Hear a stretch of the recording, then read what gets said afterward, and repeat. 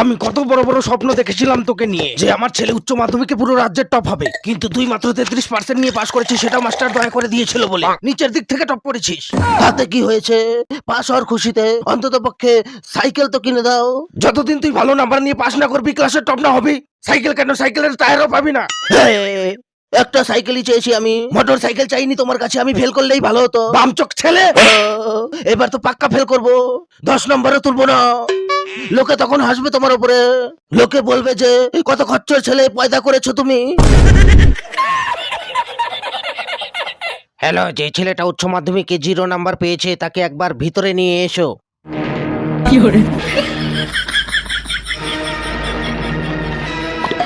আরে এখন আর বই পড়ে কি হবে, ফেল করেছিস তুই। আরে বেশি কথা বলিস না, সামনের বছর উচ্চ মাধ্যমিকে আমি টপ করে দেখাবো। বিমল খাওয়া কমিয়ে তুমি পড়াশোনা করো বেটা, সামনের বছর তুমি অবশ্যই পাস করবে। সত্যি বলছো? আমি পাস করব। একই ক্লাসে 5 বছর হয়ে গেল আমার। এক্স এর মান বের করা, sine theta cos theta, a plus B এর হোল স্কয়ার সলভ করতে পারবো না আমি। অজয়, a প্লাস বি এর সূত্রটা বলো। এবার তোর গান মেরে দেবো।